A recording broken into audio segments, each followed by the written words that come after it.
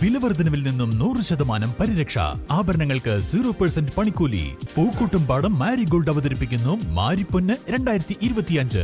കൂടുതൽ വിവരങ്ങൾക്ക് ബന്ധപ്പെടുക 04931200916. നിലമ്പൂർ ഉപതെരഞ്ഞെടുപ്പിൽ മത്സരിക്കുന്ന LDF സ്ഥാനാർത്ഥി M സ്വരാജ് അമരമ്പലം പഞ്ചായത്തിലെ വിവിധയിടങ്ങളിൽ വോട്ട് അഭ്യർത്ഥിച്ച് പര്യടനം നടത്തി. 16 കേന്ദ്രങ്ങളിലാണ് പര്യടനം നടത്തിയത്.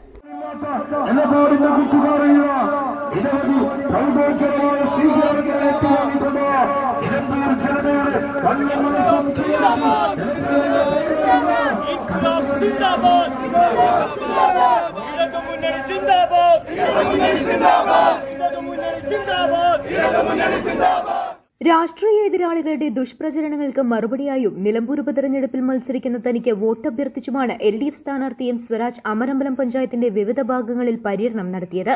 രാവിലെ 8:30 അമരമ്പലം സൌത്തിൽ നിന്നും ആരംഭിച്ച പര്യടനം മാമ്പോയിൽ, പുതിയകളം, ചെറായി, കൂറ്റമ്പാറ, 5 മൈൽ, ഉപ്പുവള്ളി, മണ്ണാത്തിപ്പോയിൽ, തോട്ടക്കര, പാറയ്ക്കപ്പാടം, ചെട്ടിപ്പാടം, പൊട്ടിക്കല്ല്, പാട്ടക്കരിമ്പ്, കവളമുക്കട്ട, ഏലക്കല്ല്, ചുള്ളിയോട് എന്നിവിടങ്ങളിൽ പര്യടനം നടത്തി പന്നിക്കുളത്താണ് സമാപിച്ചത്.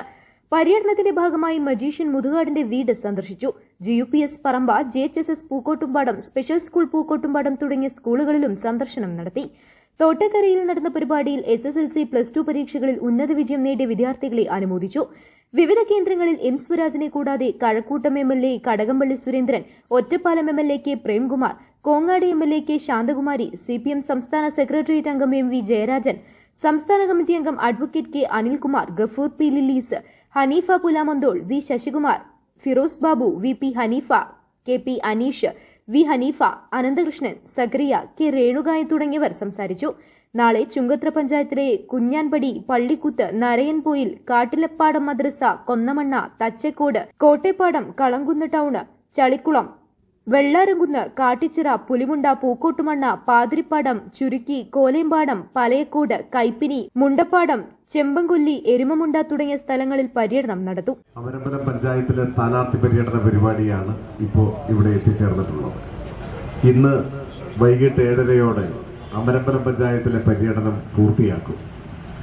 നാളെ ചുങ്കത്ര പഞ്ചായത്ത് കൂടി കഴിഞ്ഞാൽ നിലമ്പൂർ നിയമസഭാ മണ്ഡലത്തിലെ എല്ലാ ഗ്രാമപഞ്ചായത്തുകളിലും നഗരസഭയിലുമുള്ള സ്ഥാനാർത്ഥി പര്യടന പരിപാടി, ആദ്യഘട്ട പര്യടന പരിപാടി പൂർണ്ണമാവും.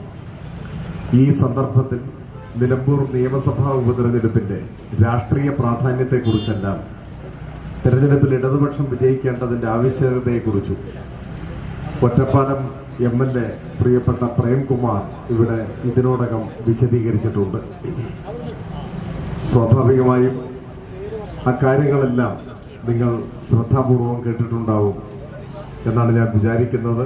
അത് ആവർത്തിക്കേണ്ട ആവശ്യമില്ല. ഇവിടെ ഒത്തുകൂടിയിരിക്കുന്നവരോട് എനിക്ക് ഓർമ്മപ്പെടുത്താനുള്ള കാര്യം, ഈ നിയമസഭാ തെരഞ്ഞെടുപ്പ് കഴിഞ്ഞ് ഒരു 8-10 മാസം കഴിഞ്ഞാൽ വീണ്ടും നിയമസഭയിലേക്ക് പൊതു തെരഞ്ഞെടുപ്പ് വരികയാണ്. അപ്പോൾ ഏതാനും മാസങ്ങൾ മാത്രം കാലാവധിയുള്ള ഒരു നിയമസഭയിലേക്കാണ് ഇപ്പോൾ തെരഞ്ഞെടുപ്പ് നടക്കുന്നത്. അതിനാൽ ഇവിടെ ആര് വിജയിച്ചാലും വലിയ അത്ഭുതങ്ങളൊന്നും നടത്താനാവില്ല എന്ന് ചിലർ ചൂണ്ടിക്കാണിക്കുന്നുണ്ട്. അതൊരു പരിധിവരെ ശരിയാണെങ്കിലും അക്കാരണം കൊണ്ട് ഈ തെരഞ്ഞെടുപ്പ് അപ്രസക്തമാവില്ല എന്നതാണ് വസ്തുത. 2 പ്രധാന കാരണങ്ങൾ ഈ തെരഞ്ഞെടുപ്പിന്റെ പ്രാധാന്യത്തെ വർദ്ധിപ്പിക്കുന്നുണ്ട്. News bureau, Pookkottumpadam.